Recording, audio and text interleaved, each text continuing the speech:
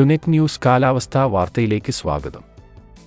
ഇത്തവണത്തെ തുലാമഴയുടെ ഔദ്യോഗിക കണക്കെടുപ്പ് അവസാനിച്ചപ്പോൾ സംസ്ഥാനത്ത് തുലാവർഷത്തിൽ 27% അധിക മഴ ലഭിച്ചതായി കേന്ദ്ര കാലാവസ്ഥാ നിരീക്ഷണ വിഭാഗം. ഒക്ടോബർ 1 മുതൽ ഡിസംബർ 31 വരെയുള്ള മഴയാണ് തുലാവർഷക്കണക്കിൽ ഉൾപ്പെടുത്തുന്നത്. സംസ്ഥാനത്ത് 492 മില്ലിമീറ്റർ മഴ ലഭിക്കേണ്ട സ്ഥാനത്ത് 624 മില്ലിമീറ്റർ മഴയാണ് ഇത്തവണ തുലാവർഷത്തിൽ ലഭിച്ചത്. കഴിഞ്ഞ വർഷം 476.1 മില്ലിമീറ്റർ മഴയായിരുന്നു ലഭിച്ചിരുന്നത്. 3% മഴയുടെ കുറവുണ്ടായിരുന്നു. ഇത്തവണ തുലാവർഷത്തിൽ ഏറ്റവും കൂടുതൽ മഴ പത്തനംതിട്ട ജില്ലയിലാണ് ലഭിച്ചത്. 1220.2 മില്ലിമീറ്റർ മഴ രേഖപ്പെടുത്തി. 94% അധികമഴ ജില്ലയിൽ ലഭിച്ചു. കഴിഞ്ഞ വർഷവും പത്തനംതിട്ട ജില്ലയിലായിരുന്നു കൂടുതൽ മഴ ലഭിച്ചിരുന്നത്. ഇത്തവണ ഏറ്റവും കുറവ് മഴ ലഭിച്ചത് വയനാട് ജില്ലയിലാണ്.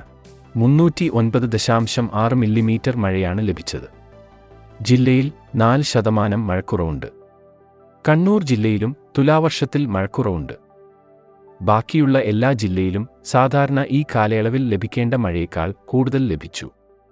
പത്തനംതിട്ടയ്ക്ക് പുറമെ തിരുവനന്തപുരം, ആലപ്പുഴ, കോട്ടയം, എറണാകുളം ജില്ലകളിലും ഇത്തവണ തുലാമഴ കൂടുതൽ ലഭിച്ചു.